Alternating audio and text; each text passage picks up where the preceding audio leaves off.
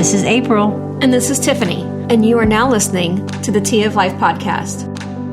I am super excited about our guest today. Who's our guest? Well, her name is Kristi Hayes. And let me tell you a little bit about her. She's been in ministry for over 15 years. She's been involved with different church staffs and worked closely with nonprofit ministries. She has worked in D.C. as a lobbyist on Capitol Hill and helped with President Bush's advance team. Wow. Pause for a moment of wow, the wow factor. She is currently the founder and CEO of Be Strong Story, which is a business that is spreading a simple lunchbox note that her husband wrote in her son's lunchbox that says, "Be strong, protect the weak, love everyone." They work with homeless and others who need a second chance.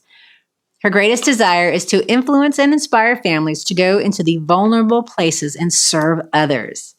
Cool. She is a certified personal trainer and level 1 CrossFit trainer. Okay, I have no idea what that means, but that sounds pretty amazing. She's a mom of 2 kids, 2 cats, and 1 dog, and wife to Grant. On any given day, you will find her walking on her hands with her kids, building a team of women to do what they didn't think possible, and redecorating multiple rooms in her house. Ooh. That part reminds me of you. And now we're just going to jump into our Skype interview with Kristi.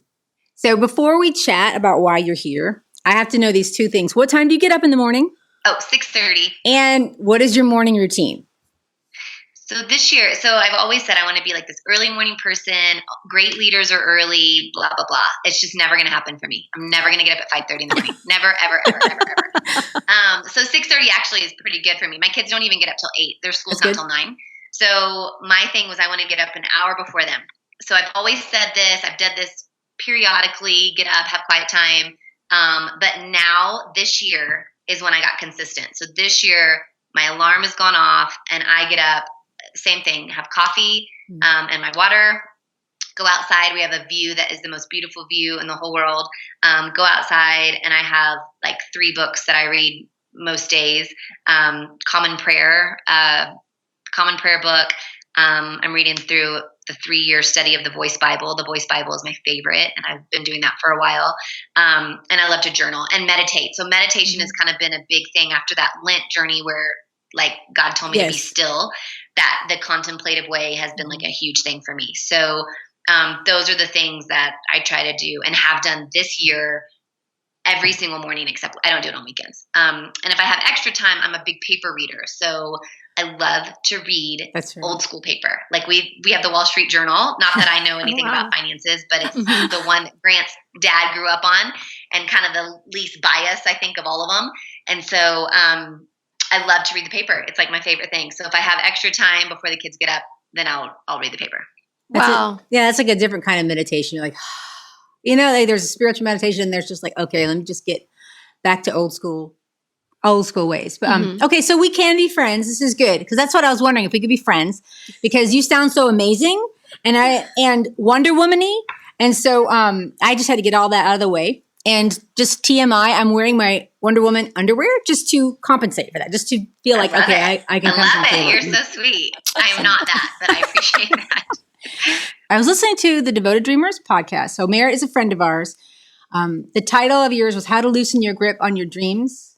And you shared your Be Strong story and how it started with a lunchbox. And I can relate to the note writing ritual because when my kids were we homeschool now, but when my kids were in 5-day school, I would always feel compelled to write this inspiring note so that when they were at school, they would feel that I was right there with them, encouraging them on. But I would phone it in with these cards that were already had a little like, have a great day, sweetie. And on the back of it was a fun fact. So it was kind of educational. And sometimes I would feel guilty and then write something like, Mommy loves you, or, something because I had to handwrite it. So I wouldn't feel so guilty. But none of them turned out to be a family action statement like you. So, and because this episode is not about me, it's about you, I wanted to say, I can relate to that whole process, but can you just share how that your company's story, and we'll post the videos, we'll post a link to how, because we know your YouTube channel, we got your website up there. We'll post that for others to see and hear your story, but we want to take a different angle with this because other people can look at other things and find that same information out. So you can share your story, like how do you encourage your family to live out your Be Strong story? So like just if you want to share how it started. Yeah. So, kind of the whole lunchbox and lunches thing is like my nemesis. I hate making lunches for my kids. It became, when you first start out, you always have these bento boxes and everyone has all the cute little boxes. I'm not organized enough to do that. I want to do that, but I'm not organized enough. So I started the first of the year, like strong, making healthy lunches, putting cute notes in there. And then by the end of the year, my husband was traveling all the time. I was just exhausted. And I was just happy if they got like a bag of Cheez-Its in there. I actually had them start making their lunch. I'm like, I don't even care what you put in it. Mommy just didn't want to see it. So Grant, my husband, was home for the week. And I said, I cannot make lunches anymore. You have to do it. And so he made the lunch. And I said, like, stick a note in there, for them. And at the time, Holden was in first grade, and he had a buddy who wasn't treating him the nicest on the playground at the time. And he would come home and kind of talk about that. And we just wanted to navigate that with him. And when someone doesn't treat you the right way, how do you react? And it was kind of becoming a daily thing. And my husband just wrote, just to encourage him, on a napkin note with just a Sharpie.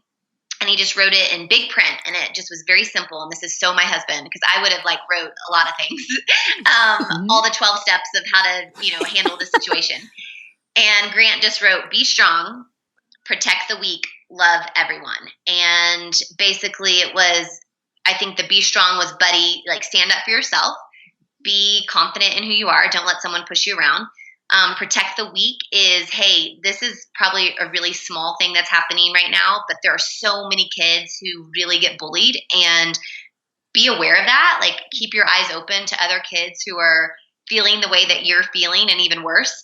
And then love everyone was just, even though that kid is maybe not treating you the way that he should right now, we're still going to love that kid. And the beautiful thing is that something that Holden really taught me is, as a mom, you are this mama bear, and you're like, don't hang out with that kid. Get out of there. Stop being his friend if he makes you feel this way. And Holden was so loyal to him and kept trying to just win him over and kept just loving on him. And at the end of the year, they were friends again, and they were fine. And one of his other friends, the mom asked, the question was, how does Holden let his light shine, or something like that? And he said he stuck out being friends with this kid who didn't treat him well. And he is his real friend. He was a true friend and a loyal friend to this kid. And so it was just neat to see that kind of full circle with Holden, as a first grader. And so kind of the trajectory of that is, we posted it on Facebook, and I just said, my husband's a rock star for writing this. He's totally a better note writer than I am any day.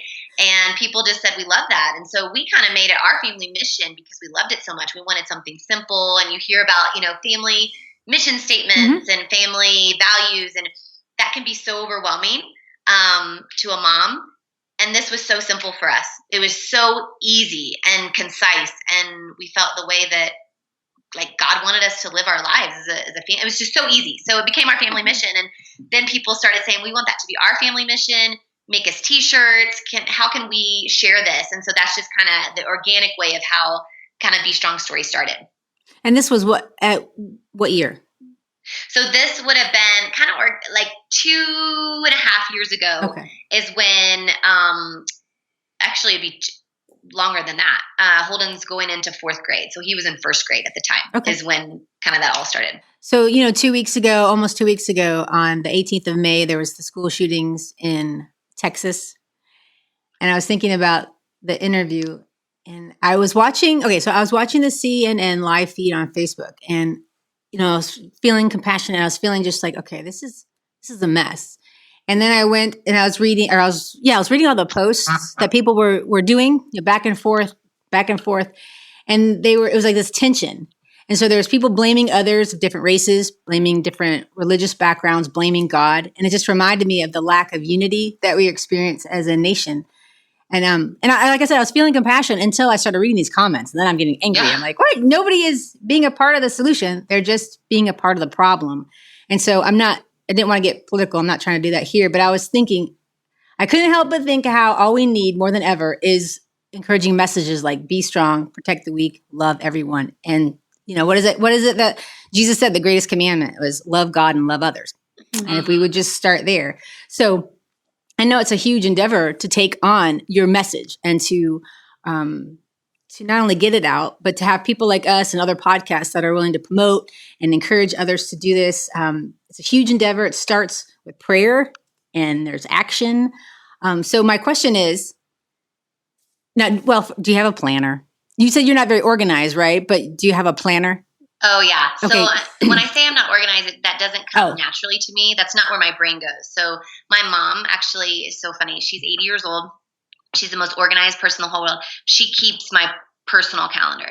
Okay. Like literally every night before I wake up, she has an agenda for me for the whole next day. It's amazing.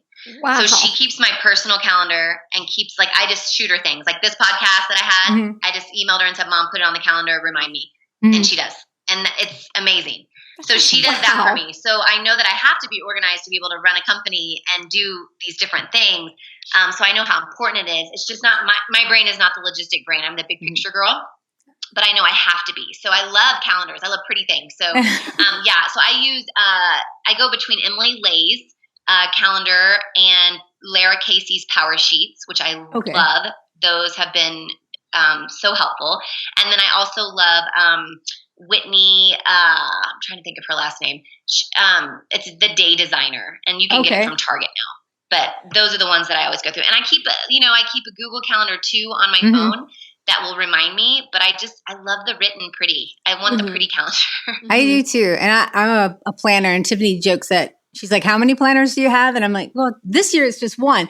But I like the Panda Planner and the Passion Planner. I mean, the reason I'm bringing this up is because, the Passion Planner has you map out, some of your month, 6 months, year, 5 years. So where do you see Be Strong in the next year or 5 years? What's your vision? What's your plan? You're the big picture girl. What is that for? Where do you see your company? So that's a great question. And we're working on that right now. So we have the business side of it, which is the apparel that's for the for-profit. So all of our apparel is screen printed by a homeless community. And so that is my favorite thing in the whole world. It's what I dreamed of, that we would employ homeless people to screen print. Now, I don't know how to screen print. I don't know what that means, but I just told my husband that's what we're going to do. And he's like, you don't know anything about screen printing. I'm like, I know, but we'll figure it out. So I thought that I was going to have to figure that out. But the great thing is I met this lady in Denver who said, hey, I hear that your business screen prints. Would you ever need a new screen printer that's local? I'm like, yeah, absolutely. She's like, well, we have this homeless shelter they screen print in the back, former homeless people screen print and homeless people. And that's how they make their money to run the day shelter. I was like, yes, I want that.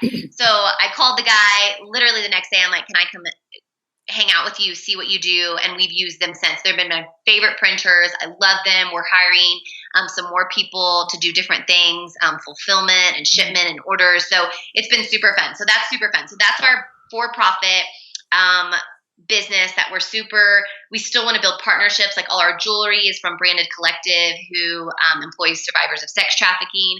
We're really trying to partner with companies and make sure that that we employ as many as we can, those who just need either a second chance or who maybe you would call the vulnerable, even though they're the bravest, strongest people I know.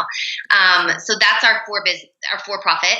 And then my real heart is to help families be in the vulnerable places together and serve in the vulnerable places, but not just serve, not just come in and be like, oh, we're here to serve you. We're so awesome. And we're going to help you, but to build kinship, that you are in friendship with people that don't look like you, that have different socioeconomic status, that you are aware of other things out there besides your community. And so the funny thing is the city is my favorite place, the downtown. I love to see the homeless. That's where Holden's, because he saw it every single day when we would drive by it. That's why his heart is for the homeless. Wow. If we did not drive by it, if we did not see it, that would not be his heart, because he wouldn't know it. What we experience is what our heart, beats for. I really believe that in order to help our children, help us as adults have a tenderness to the needs of the world, we have to be in those needs. We have to be in the vulnerable. We have to be in the broken. It can't just be, I'm going to give some money to this or that. We literally have to see it. because that's only the way that our perspective changes. And I know it firsthand because I used to be the youth pastor girl that was like, we have to go serve, we have to do these things, but I was never in it. I never I did a mission trip once a year with kids, but I wasn't in it. I wasn't friends with homeless people. I didn't know their stories. Now I do, and my entire perspective has changed. And so, long story of that is we want to help families live out the writing that is on the napkin note. So the shirt that they wear is great. That's so awesome that they wear that and they support our mission. But if they're not living that out, what is the point? And so we are building teams, core families, to serve together. And my dream is that we would have core groups of families in every state that you could get on our website and say, I want to be a Be Strong family. And we would have you take the Be Strong pledge, which would just say, I'm pledging to do these things, and I'm going to live it out as a family. And then we connect you with a core group that says, here's where we're serving every month. So we've done this in St. Louis before with a school. We did it with a school, and it was amazing. This year, we're doing it in our neighborhood where we live, and we're having core groups of families come together, and we're giving them just basically an opportunity to serve a different organization every single month and I have so many families that are like, we want to serve, we want to do this as a family. We know it's so important, but we just don't know where to start. We don't know the places. We don't have time to research them. So that's where we come in and say, we've already done that for you. Here's the time, the place. And then our dream is that something connects with them within their heart and they keep going back to that place. For us, I'm a big lover of the elderly. And so we went as a school to visit a nursing home, and my kids and I kept going back. We loved it. Different things will resonate with different people. Holden, he's always been my third grader. His heart since he was, 4 years old has been for the homeless, and he's made him bags. And that's just, he saw that, he saw the need, he saw the people, and that's been his heart. So different people's hearts will be tugged for different things. We want to give families an opportunity to go to the broken, figure out what it is that their family can connect with and build kinship, and then build relationships with those people and live in community and love with those people. So that is our big dream, is that we have families living the message out.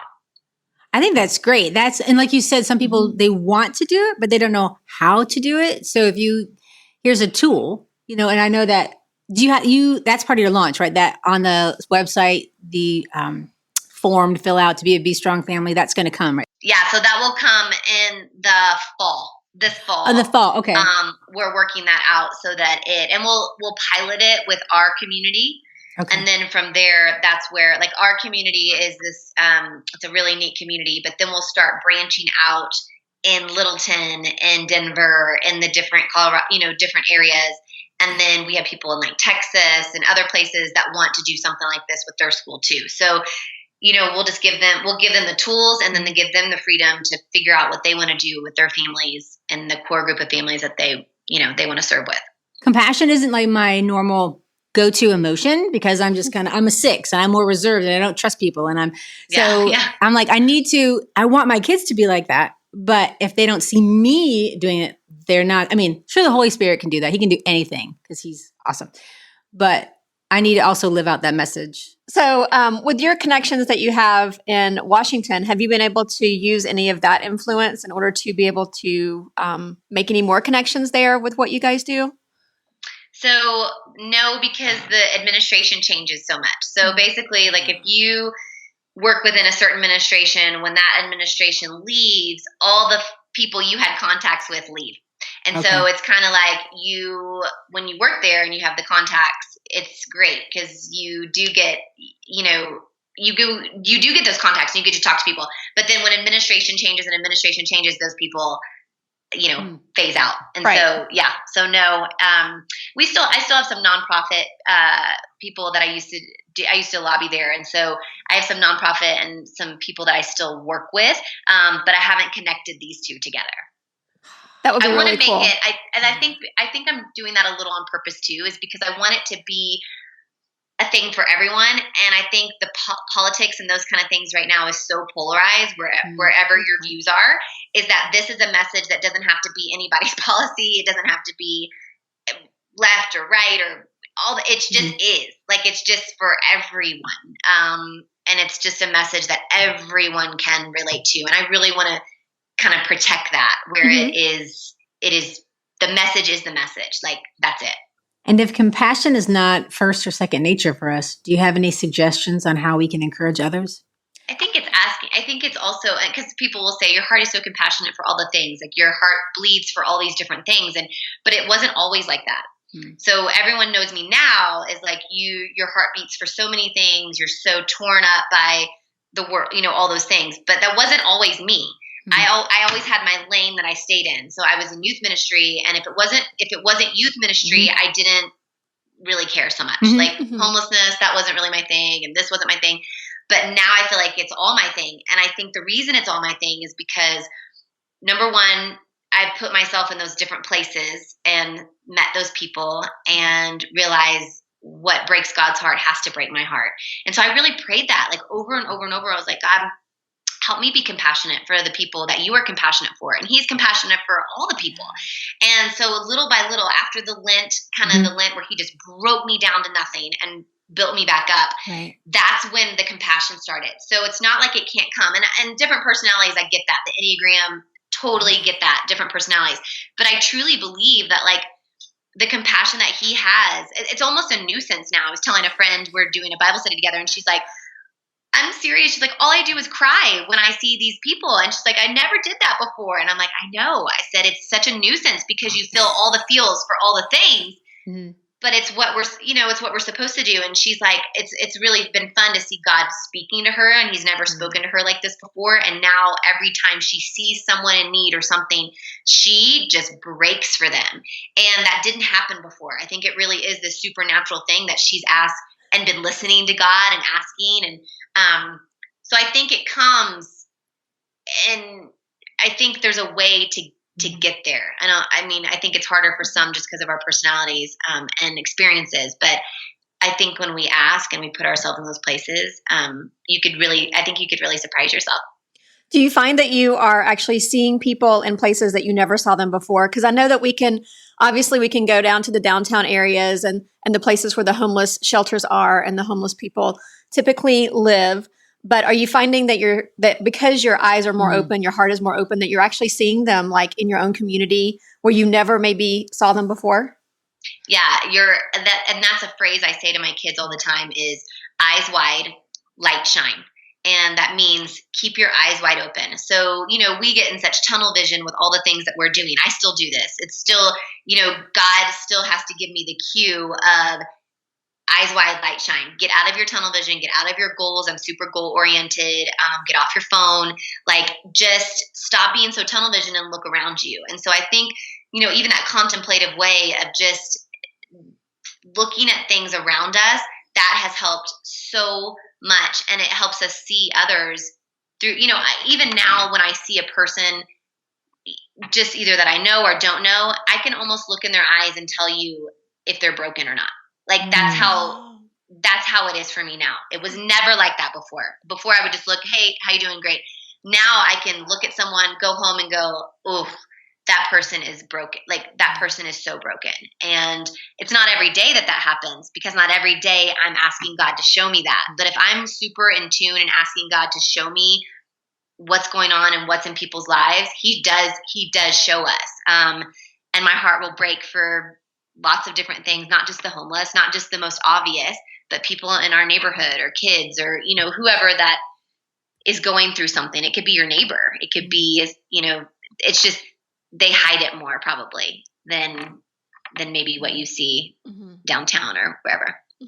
So when I was listening to Merritt's interview, when you were talking about and you mentioned it about the land, quitting, you quit everything for a year. What were you in the middle of that you gave up and why? And how have you benefited from that? So Lent was kind of a changing of everything for me. So I was in youth ministry. We had just started a company called Wise Aid, which we had went to Guatemala with Compassion International, and we met our compassion kid, and we just said, what can we do for compassion? What can we do for students? And he said, the compassion people said, older kids do not get sponsored, like to go to college. It's too expensive for people.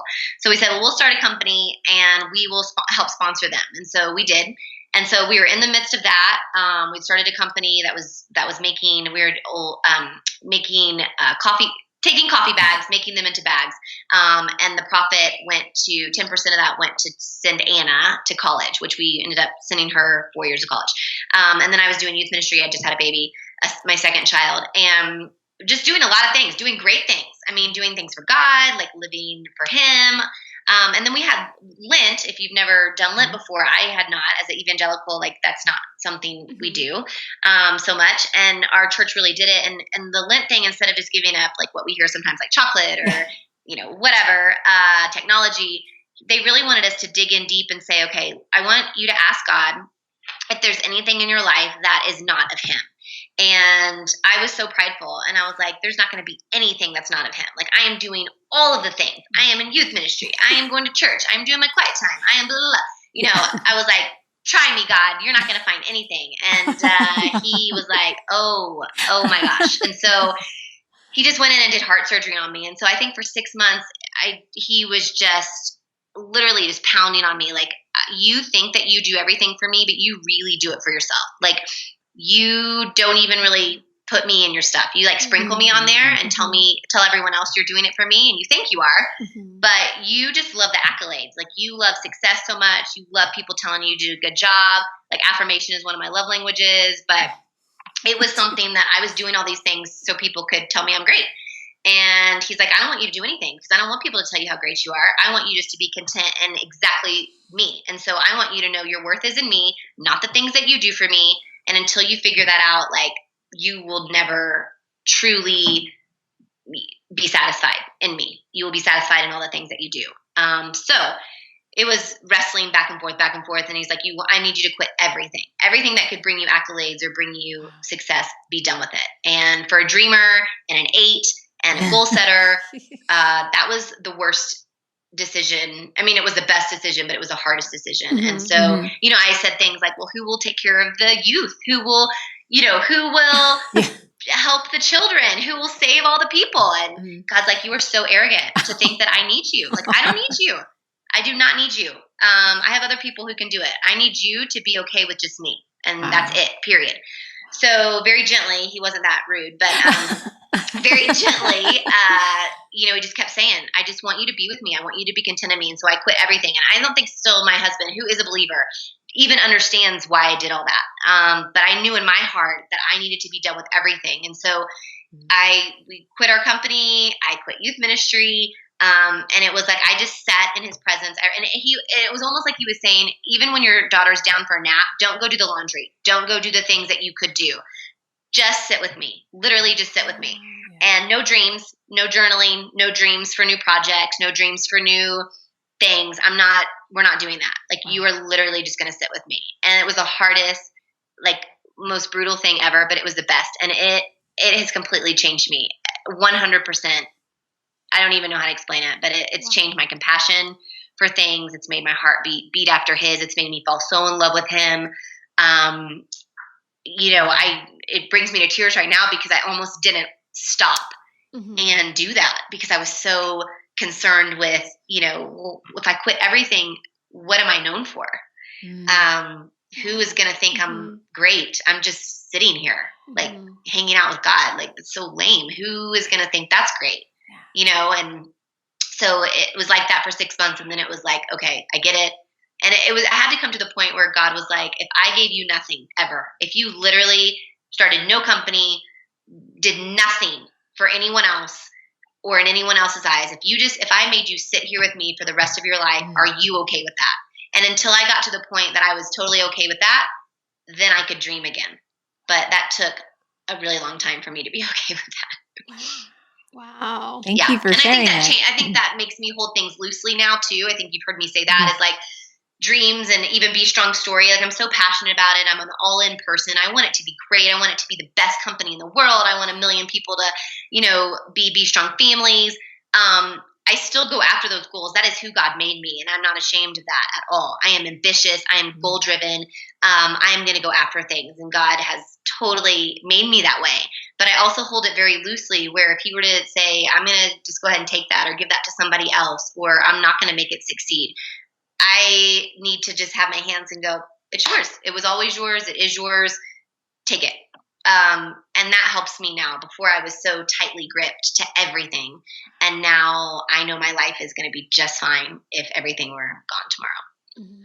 Do you have some heart checks that you still do? I mean, that was a while ago that he did the heart surgery, but are there signs that you look for in yourself to be like, okay, I've got to let it go? Totally. So, I even have a tattoo on my wrist that's B. And the funny thing about this tattoo is that was a big scripture for me, is just be. Don't do, just be. And for me, I want to do. I don't want to be. Being is boring and lazy. That's what I think. And Lazy, exactly.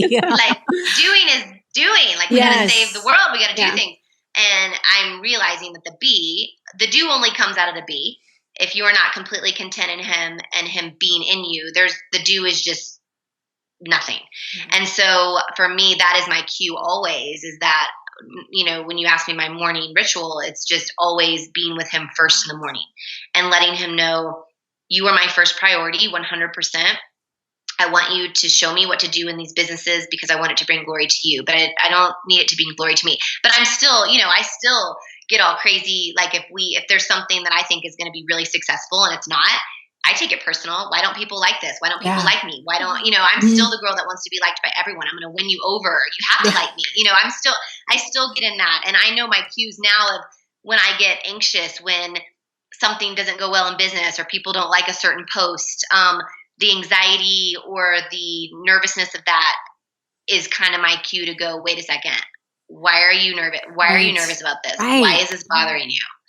I definitely have cues now, whereas before I didn't even know that was an issue. I didn't even know that was my problem. Now I know I will forever journey with wanting to be liked and the pride and the doing things for other people's accolades and those things. That will always be my journey. That doesn't just go away. Right. That will forever be the thing that I deal with. But now I know my cues for that. When I'm falling into that, now I know when God says, whoa, wait a second. I know those now. So I was reading this morning, there's a devotional called 365 Devotions for Finding Rest. It's Christina Vincent. And she talks about looking for God's wonder even during the hard days. Are there hard days that you have that you could speak to us or the audience, how to encourage you to get through those hard days? I think when you are doing, whether it be business or family, you're always going to have certain things going on. With Grant's dad's illness, that is was a big piece of our lives every day. Now that we live a little further away, it's still a big piece.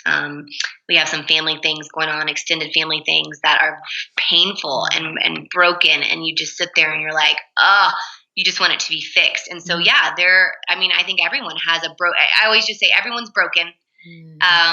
Whether it be more obvious to people or not, everyone is broken. Everyone has broken things in their lives. And I think it's just the constantly just being with him and just reminding ourselves every day, like he's got it under control. And I just read back over, I'm a big journaler. And so I just read back over my journals. And sometimes God's like, Kristi, like you've seen me come through in so many circumstances. I've never left you. I've never forsaken you. So why do you get so nervous about these things? Why do you worry about these things that I've showed you over and over and over again that I will pull through for you? Always. I have your best interest at heart. It might not look what you want it to look like, but I promise. And so it's just reminding myself that and having people around me who, for me, it's community. So having people around me who's constantly putting that back into, my mindset of, hey, Kristi, remember when you told us this a while ago? You need to start believing that too. So community is a big one. And then just bathing ourselves in God's word, quite honestly, is the huge part. How do you re-energize or how do you draw your strength? Because you give and give and give and give and give. If you're giving and you're doing this all the time, you have to fill your tank. And so filling my tank is community.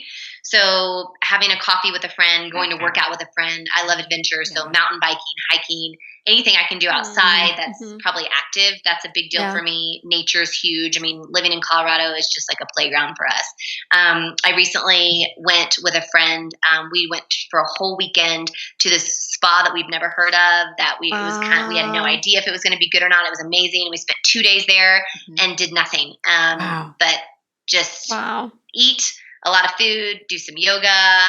It was fabulous, but those are ways that I have to fill myself, and I make time for those things. Yeah. I do. I am very cognizant that I need that. And so I am not opposed to taking 2 days on a weekend and going, we're getting out of town and I'm going to go just fill our tank, because I really do believe that if your tank isn't full, you cannot pour out the goodness on others. And I 100% believe that. And so we have to have something that is our safe space for you, an introvert, it might just be being by yourself and reading for, an hour, which I love too. Sometimes on a Saturday, if my kids don't have games, I have literally sat in bed for 6 hours and my kids will walk up and be like, Mom, are you okay? I'm like, oh yeah.